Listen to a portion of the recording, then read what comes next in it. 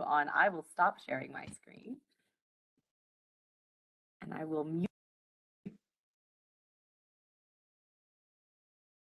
All right, so I think I'm up next. So the first part, Jeannie had actually asked me to talk a little bit about myself, right? So talking about science identity. And so, and if I start going over, Jeannie, just like wave because I talk too much sometimes. I'm the same way, clearly. So yeah, so I'm not going to put out my presentation yet since I'd rather see people when I'm just talking about myself. I don't have slides about myself. So the thing that maybe makes my background a little bit more interesting, if you want to call it that. So my father is from Argentina. My mother is from Germany, though she grew up in Argentina. My sisters and I were all born in different countries.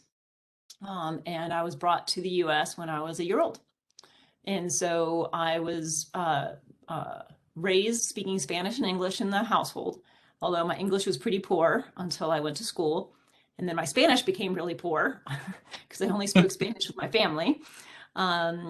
So I had to really work hard to be able to maintain both languages. And the reason we came to the United States is because after having 3 kids in 3 different countries, my father was like, okay, we need to like stay in one place for a little while. The intention was always to go back. And since this country was the only country that I knew, I was pretty happy when that didn't happen. I'm sure I would have been able to adapt moving back to Argentina, but this was the only country I knew. So I was really happy we stayed. I got my citizenship back when I was in college. And my science identity, my STEM identity, I don't think really started until high school. I wasn't one of those kids who was like, I love dinosaurs or I want to be that. I didn't really know. I really didn't have a whole lot of idea of what I wanted to do until I took chemistry as a sophomore in high school. And I will never forget my teacher, Mr. George. He made chemistry so fascinating. It was really amazing to me how everything just worked and it made sense to me. And I really only focused on chemistry. Physics, it was really hard. I was always asking for help. It just didn't make sense to my brain. Math was okay, I could do it, but it didn't seem interesting. And biology seems super boring. Just completely and utterly boring to me. It's all memorization. Why should I? I mean, I'm really good at memorizing, but that doesn't leave me with anything. But chemistry, I had to think. And I could think, right? And so then my junior year, I was really lucky. I was in a really good school system. We had the AP system, advanced placement. So I took advanced placement chemistry my junior year, and that really solidified. We had this one assignment. We were given 3 unknowns, right? We'd been taught all of these different techniques for identifying chemicals, but this was the first time we were just given a completely open-ended assignment. Now you have to integrate all of this information. And this is all like, I'm thinking about this now as a teacher, but back then I didn't realize that this was integrating everything that we've been doing all semester. But it really was, because we taught all of these things. And then suddenly now you're on your own. You need to figure out what's the first step even, right? He literally just put them on the bench and said, you're done. If you have a specific question, I will answer it and that's it. So I loved that. I absolutely adored that assignment. It just really hit all of the things that made me really excited. And so to me, that was like, oh, all right, maybe I'm a chemist. And so when I went to college, I did chemistry and I didn't even understand that there was like organic chemistry and physical chemistry. And I didn't even know what any of those were. I just knew that this whole problem solving thing was really interesting. And then in college, I had another sort of epiphany with another professor. Because I'd had so much chemistry as a high school student, I placed out of first year chemistry and I was in organic chemistry my freshman year. And we were in a quarter system. So the first quarter of organic chemistry was fine, but it was sort of leaking into this sort of memorization side. And I was like, maybe organic chemistry isn't for me because I don't want to memorize things. That's the whole reason why I didn't like biology. But then the second quarter, I got a professor and she taught the rules behind the organic chemistry. and not the memorization. And I was like, ah, okay. There are rules that I can remember, which I'm really good at, but then I get to apply them in all of these different places. And that made the first semester, the first quarter make a whole lot more sense, right? And then I was like, oh, all right, well, maybe organic chemistry is really the thing I'm going to do. And then I kept that passion up until senior year, and that's when I actually discovered neuroscience. And at the time, I still thought I wasn't really good at physics, right? And so I just convinced myself, right? It's one of those things that you're just, my first experience with it, I wasn't very good at it. And then I kept on thinking I wasn't going to be good at it. But then I got some physics from a chemist. And I was like, wait, it makes more sense when I get physics from a chemist. Excuse me, my cat is demanding attention. So I was like, wait, well, so maybe I'm not really that bad at physics. Maybe I just need a different way of learning it, right? And so this was, again, only post now being a teacher can I sort of put these things together. But really, it was my identity of being a chemist and seeing it from a chemist's point of view that suddenly made physics, it wasn't that hard. You know, it was complicated. It wasn't easy for me, but it wasn't something that was beyond my understanding.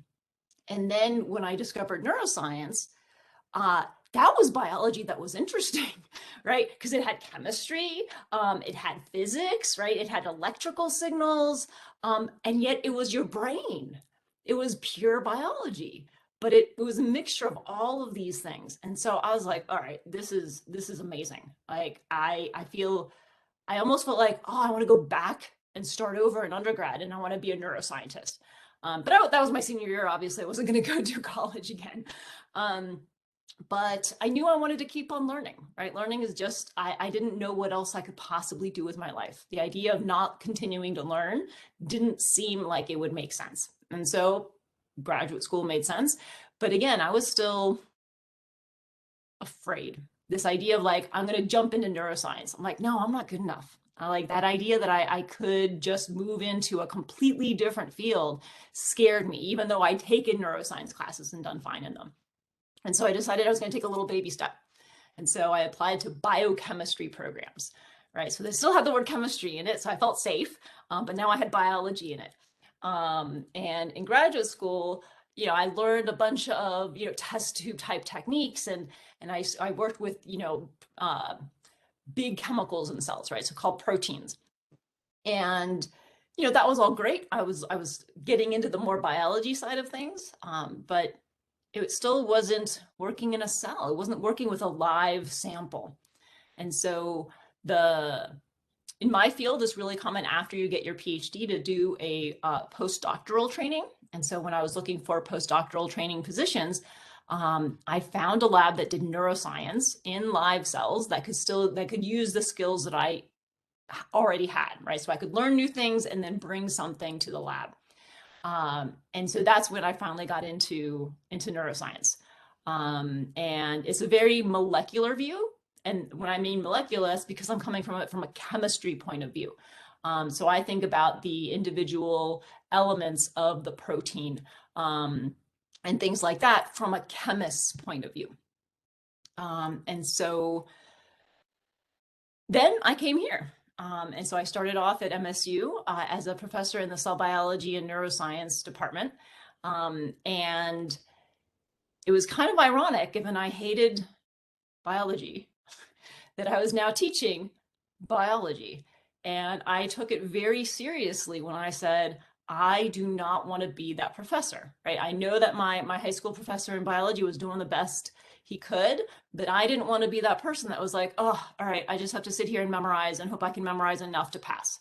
And so I really try to make my teaching more inquiry-based and more, let's make connections. Yes, you need to know certain facts, right? So there's, you know, I try to minimize the component of, okay, you need to know all of these proteins, or you need to know all of these things.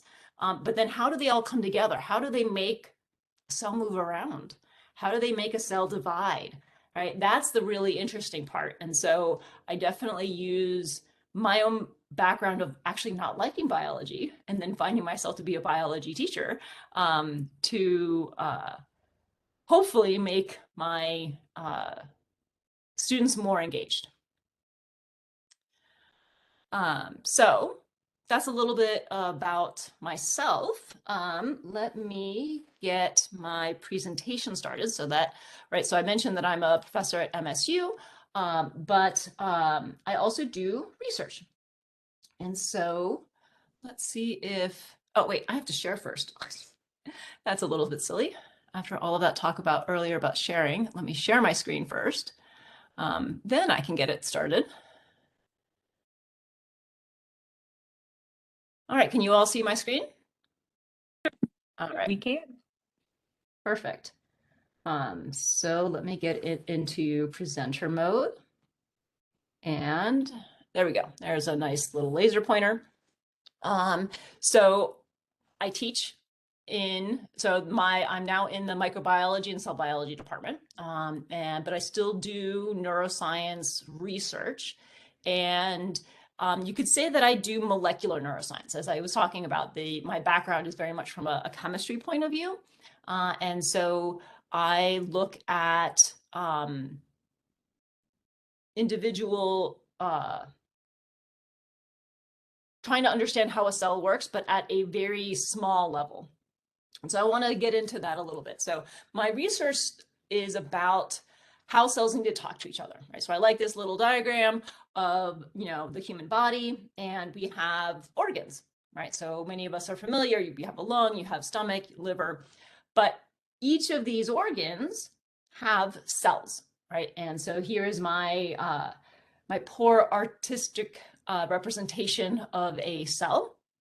And so, right, many people know that we have a cell membrane, but one thing that I've noticed when I talk to many people is when I say I work on proteins, the first thing that they think of is like, oh, so you work on nutrition, right? So people think of meat or maybe beans when they think about protein.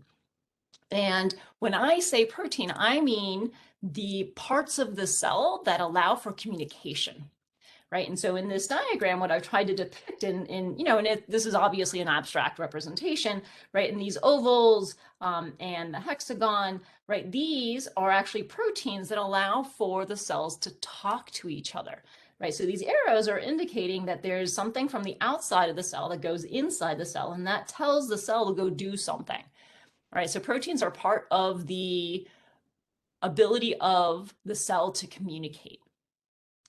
Now, that still doesn't really give you a scale. And so how small is a protein, right? So when I say I'm a molecular neuroscientist, what does that mean? How small are we talking?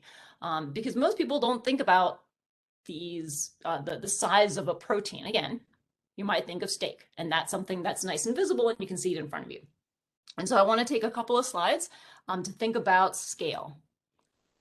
And so let's start off with something pretty big. Maybe everyone's seen one or been inside one, a football field, right? So a football field is pretty big. And in meters, it's about 109 meters. And, you can see that those people are really small, right? So that gives you a sense of scale for how big the football field is. So what if we try to go 1,000-fold smaller, approximately 1,000-fold smaller? That's really small, and it's kind of hard to think about. So I tried to come up with an example of what's 1,000-fold smaller than a football field. A phone, right? The phones that we carry around in our hands, that's about 1,000-fold smaller. So that can give you a sense of how different the 1,000-fold scale is. Because if you envision this person down here is holding a phone, you can't see the phone, right? The scale is just too small, right? And so I'm talking about things that are smaller than we can really see. So let's keep on going. Let's keep on thinking about things that we can see with our own eyes before we go into the things that we can't see. So a staple. It's not in use as much anymore as when I was a kid in our digital age. But what I didn't realize was actually a staple is a totally standard size. Kind of made sense after I thought about it, but not a little factoid that I knew. So this part of the staple is always 10 millimeters. They're totally standardized. Okay, so everyone kind of has a sense of what a staple size is. So what's 1,000-fold smaller than a staple, right? So now we're getting into the regime that we can't really see. And we actually get into cells, right? So these are kidney cells. There are many of them. And these are about 1,000 times smaller than a staple, right? So that artistic representation of a cell that I gave earlier, right, could be one of these individual cells here, right? But I'm still not there yet, right? So when I talk about proteins, I still need to get even smaller than a cell. And so using that same about 1,000-fold difference, now we get into the size of a protein. So this is a cartoon representation. Obviously, proteins are way too small for us to be able to see. And so it's pretty standard to represent them in a cartoon format. So even though it looks really big, this is nanometers, right? So it's 1,000-fold smaller than these cells, which was 1,000-fold smaller than a staple, right? And so that's really small. And so what I'm going to talk about a little bit today is some techniques we use to be able to look at and study things that are this small, because all of our cells, obviously this is about neuroscience, but all of our cells use proteins. And so we need techniques to be able to study these types of very, very small objects. So I want to take one more, just a step back to just talk about the broader interest of my lab is how do cells communicate? How do neurons communicate, right? They have to talk to each other. So that means that they need to have information coming from the outside and go inside the cell. And I mentioned before that this sort of dark green line that I drew around the cell is called a membrane. And so here's just another representation of that membrane. And it effectively changes or isolates the inside of the cell from the outside of the cell. And so for there to be this type of communication, that means there needs to be a whole bunch of proteins, mechanisms for getting information inside the cell. And so these proteins are called membrane proteins because this is called a membrane. And so you have lots of different types of these proteins that will transmit information and allow the cell to know what's going on. And again, to sort of relate that to your organ, you need all of your liver cells to know what's going on if, say, you just got sick and they needs to be doing some detoxification. Or in your brain, you need your brain to be, your neurons and your brains to be communicating with each other if you are in the process of learning something. And so this type of communication is really fundamental in understanding how any of our organs work. One of the things that I was fascinated by, as I mentioned in my sort of intro about myself, is the combination of biology and physics. So the electrical signal that our cells have. And so that's one of the main goals of my lab is to understand electrical signaling and how does our body use this electrical signal to communicate. So I want to get a little bit of background on what this electrical signal is all about. So an interesting aspect of this cell is that because the inside is isolated from the outside, that means you can have different chemistry inside the cell. And one of the aspects of the different chemistry is that there's an electrical signal that's negative inside the cell compared to the outside of the cell. And so then this slightly positive outside, slightly negative inside creates a potential, right? And so there is an electrical signal across the membrane, right? And so that is a fundamental aspect of all of our cells, but particularly in our neurons, in our brains, because our neurons are the most well studied in terms of using this electrical signal.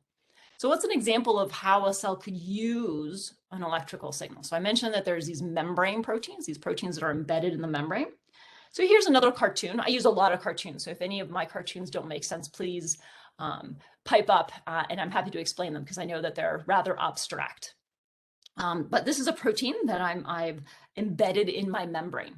And what I've shown here is that in the protein itself, there's some positive charges that are going to interact with these negative charges. And so that's why this protein looks like it is now, because it's actively being kept, this little section is being kept closed. But the thing about our cells is that you can change this electrical signal. You can actually get a slightly negative outside, and that is part of the communication of our cells. And what that causes is that this little part of the protein moves up now and opens up this channel. It's a hole in the membrane, and then things can happen. That's an opening that allows communication from the outside of the cell to the inside of the cell, right? And so that's one mechanism for understanding or explaining how this electrical signal is used by our cells, by our proteins, to transmit information. And neurons, but I also mentioned that lots of other proteins, your muscles, your kidney cells. When I teach my classes, I say actually all of your cells use electrical signals, right? So when you've eaten a big meal and you need to release a whole bunch of insulin to help you digest that glucose, your pancreatic islet cells are using electrical signals to release that insulin. So really all of our cells use electricity, but my interest is mainly in the neurons. So I finally get to what I study. So what I study is actually kind of a weird little protein. It was discovered back in 2005, and it has this ability to sense voltage, right? It's voltage sensing. It's sensing that electrical signal, right? So this is the part of the protein that senses that electrical signal, right? It's embedded in the membrane. But what makes it a little bit strange in the sense of this, it's the only one we know about in our bodies, is that it now is connected to an enzyme. So that's a protein that will change the chemistry inside the cell. So this is a direct connection between the electrical signaling and the chemical signaling inside your cell. So when I first discovered this protein, I wasn't the one who actually discovered it. It was actually a group in Japan. But when I first read this article, I was like, oh my God, this completely fits all of my interests, the electrical, the physics, and the chemistry. So it was like this protein was made for me to be able to study. It really combined all of the things that I thought were so fascinating. And so I've been studying it for quite a long time. Before I get into some of those questions that I've been asking about the proteins, I did want to give you a little bit of sense of how can we control this electrical talk, right? So we were talking about earlier in terms of, what methods are we using? How do we communicate or how do we do the experiment? To be able to control the electrical signal in a cell, it requires a lot of equipment. And so here's just a picture of the equipment that I have in the basement of my building. And here's a microscope where I will put the cells. And now I know that this is all about neuroscience, but actually working on neurons is hard. It's actually quite difficult. And I wanted to be able to set up experiments that I could help train undergraduates to do. And working with neurons is actually a little bit, I wouldn't say too difficult, but I wanted to do something that was sort of easier for the undergrads. And so the types of experiments I do don't work on neurons themselves, but work on a different cell, but we study a protein that's in our brain. So it's kind of like an in-between. And so the cells that we use, they are live cells. As I mentioned earlier, I wanted to make sure that I was working with live cells, and they look like this. So clearly not a neuron. Big round oocytes. They're actually coming from the African clawed frog, and they're immature eggs. And we can just take them out of the frogs. They have a lot of advantages, right? So I mentioned that I really wanted to make sure that I could train undergraduates to do these types of experiments. They're really big. That whole scale thing that I gave, the cell actually breaks that scale because these cells are 1 millimeter in diameter. So they're big, they're easy to move around and see, and they're really easy to inject with genetic material. Now these days we have more of us have learned about and heard about RNA, with the RNA vaccines and things like that. And so we inject RNA into these cells, and then the cell makes the protein on the membrane. So then that allows us to be able to get electrical control over this type of cell and learn something about our brain, but not have to use neurons, which are really difficult to work with. And so here's just a couple more pictures, right? So the technique we use is called 2-electrode voltage clamp, right? And so as the name describes, you should have 2 electrodes. So here are 2. You can't really see the cell in this picture. So I took one zoom in, so you can kind of see this little yellow bit right in the center. That's the cell. But I looked through the microscope and took a picture on my phone or with my phone through the microscope. So you can see the cell is here. And hopefully you can see, though there's a little bit of glare, that there's one electrode there and another electrode there. So this cell is now being electrically controlled. And then that allows us to do a bunch of different experiments once I can do this electrical control. So as I mentioned, I've been studying this protein for a long time, and I kind of went back and forth in terms of which experiments to talk to you about. I can talk about these for hours, and I know I don't have hours. And so I just chose one set of experiments because I think it gives a nice sort of lesson in terms of how do you interpret your data. And so the question I wanted to ask, right, so all the cartoons I've been showing you of this protein have been like this. So it makes you think, oh, okay, this protein works alone. But we didn't actually know that when we first discovered it. What if it worked with a partner? And here I only showed 2, but what if it worked with 3 of them? What if it worked with 4 of them together? These are phenomena that are known, but in 2005, when this protein was first discovered, we didn't really know anything about it, right? So this is a really simple, but yet fundamental question, because if they work together, then that might mean that there's different conditions under which they're going to change what they're doing in the neuron and might change how the neuron fires. And so this is where I want to talk about how data interpretation depends on what part you're looking at. And I actually stole this idea from one of my undergrads several years ago. She was giving a talk, and we'd been talking a lot about how your assumptions going into a data set change how you make that interpretation. And so she talked about the parable of the 7 blind men and an elephant.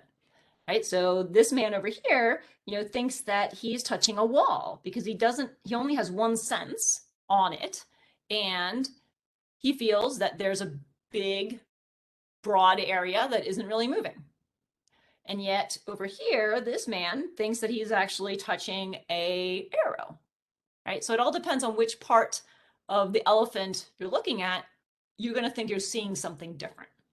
And so that's just to prime you that I'm going to be talking about one set of experiments that we then had to not backtrack, but we had to reevaluate our analysis. So how can we count the number of proteins? I mentioned, and I spent a lot of time saying, proteins are really small. So how can you count them? Well, there's a cool thing that you can do, which is you can attach light bulbs to them. Right? So if you are in a dark room and you don't have enough light, then you add another light bulb. And what if you're still too much in the dark? You keep on adding light bulbs. So what if we added a whole bunch of light bulbs to the protein? What would that do? Well, and if you were in a room that was really bright, you might not know how many light bulbs were there. And if you wanted to count the light bulbs, how would you count them? You might go backwards. You might turn off or break the light bulbs. And that might give you a number of light bulbs. And so with that idea, we made VSPs with light bulbs. And I'm showing both of these, but we don't actually know the answer yet. We don't know whether it's 1 or 2 or even more. And so we have a technique, we developed a technique that allows you to break the light bulb. Right? And so if you do one event of breaking, here you would just see one event. Here you would end up having to see 2 breakage events. Right? So then that data, that information, this one would give you 2 breakages, and this one would just give you 1. So that was the basic idea behind the experiment. Now, we obviously don't really attach light bulbs. Some of you might have seen or might have heard of a protein called green fluorescent protein. So that is a protein that was found in sea anemones. the discoverers won the Nobel Prize, and it's this really cool protein that uses light, that it emits light, like a light bulb. And so we can manipulate this protein because we can see it with our eyes, with our equipment, and then break it and then see how many were there in the first place. So here's just my little cartoon depiction of my cell. I've got my little light bulb in green here. And for this technique, we needed to have very few proteins. So that's why I'm really only depicting, say, 2 on the membrane inside the cell. And so if you actually look at a field of view, right, each of these spots that I've circled in blue, that represents one of these. And again, I don't know whether there's only 1 or 2 or 3 or 4 of these yet. And then we used a laser and tried to break the light bulbs, try to break the ability of this green to emit green light. And what we found were single steps. Hey, look at that. All right. And so that made us think that these are working alone. And I like it to think of them as a dance party, right? So you're hanging out in the membrane, but you're all hanging out independently of each other, right? Because you're not actually touching another person in the dance party. Now, this starting condition is really important, right? And so if I go back to my parable and say, well, is that really the whole story? Is it really only one of these working alone? Because this condition was really important for the way we did our experiment. So what if the situation was actually like this, right? What if in our cells, this is the more accurate representation, right? So we have a bunch of these together. Is that going to change the answer? Well, that's concerning, right? I don't want to have to say that it's this when in reality it's this. But the original way we did it, we really couldn't test this. And so I really lucked out because I was right at that point in time. I was talking to a colleague in France, and he had a technique that let us get around this limitation. So we start off with cells that have lots and lots of protein instead of very little protein. And what he would do is he would, in fact, instead of having a live cell, so we did have to sacrifice using a live cell, if we broke open the cell and then put these proteins on a microscope slide, we could still do that same technique of counting the number of these light bulbs because they formed at this higher level, but we could still count them at a lower level. And so here's that same sort of field of view where the blue circles highlighting each of these little dots. And as you might be able to guess, we actually got a different answer this time. So we changed our starting condition, and now we actually saw 2 steps, 2 light bulb breakages. So in that sense, we do still have a dance party, but now we have 2 together. But that didn't mean that the data from before was wrong. So really, we have both, right? Both scenarios are actually happening in our cells. So just to wrap up, because I said I can talk forever,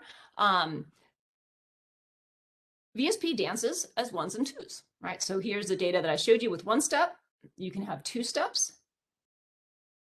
And I would argue that VSP actually has 2 types of dance parties. And what we're trying to figure out now is under which conditions do we find this scenario?